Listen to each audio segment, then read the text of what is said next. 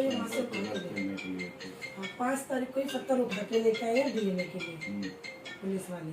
अगर आपको लाना ही था तो आप जब भी लेके आते। जब तो अभी ऑफिस में हूँ मैं। सर, आज पीड़ित सुनीता सराय काले खां से आपके पास आपके दरवाजे पर आई है, तो क्या मदद आप करने वाले हैं? हाँ, सुनीता है ये, इसके बेटा तिलक की नृशंस और जघन्य हत्या हो गई। और उसके बाद दुख ये बात ये है कि पुलिस इन्वेस्टिगेशन अच्छी तरह ना हो पाने की वजह से इसके बेटे की डेड बॉडी भी नहीं अभी तक मिल पाई है जी। सीसीटीवी फुटेज है,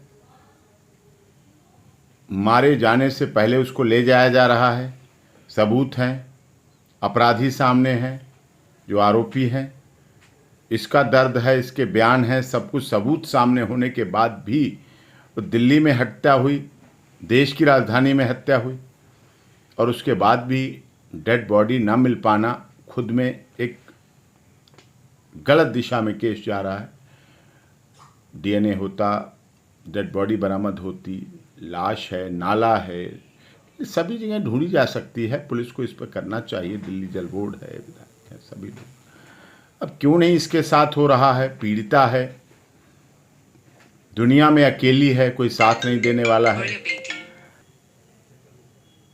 एक दलित समाज की महिला को क्या वर्तमान में आज़ादी के 75 साल के बाद भी इस देश में इसको न्याय मिल पा रहा है? Access to justice for all क्या इसके लिए सिद्ध हो पा रहा है?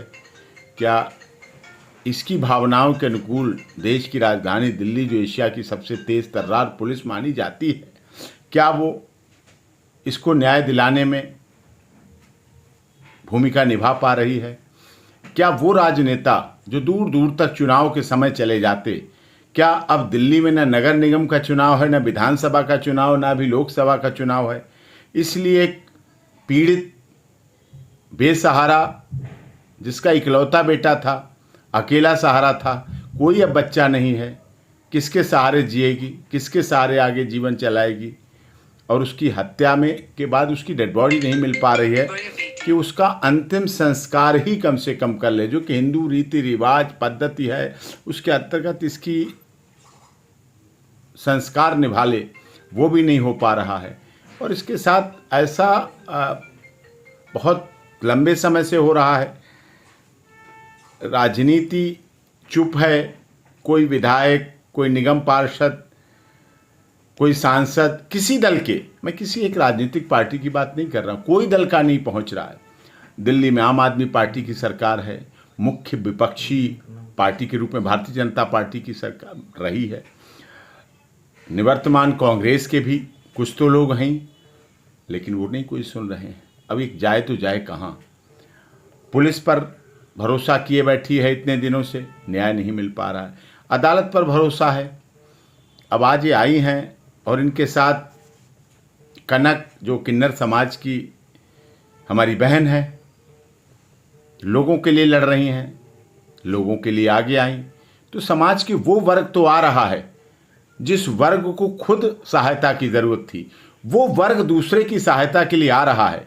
लेकिन वो वर्ग नहीं निकल के आ पा रहा जो सत्ता के गलियारे में बैठा है, विपक्ष के गलियारे में बैठा है, राजनीति के गलियारे में बैठा है, राजनीति करता है। राजनीतिक रोटियां जाति, क्षेत्र, भाषा और संप्रदाय के नाम पर जब मौका मिलता है तो राजनीति करते हैं। लेकिन आज इस सुनीता के बेटे के हत्यारों के खिलाफ और इसको न्याय दिलाने के लिए और इसके केस में जांच कराने के लिए, डेड बॉडी मिले, ढूंढे, इसके लिए करने के लिए कोई नहीं आ पा रहा। लेकिन कोई बात नहीं, मैं तो एज ए लॉयर हूँ, वकालत कर रहा हूँ, हमारे ऑफिस में आई हैं आज, तो निश्चित तौर पर इनके लिए जो भी बन पड़ेगा कोर्ट से।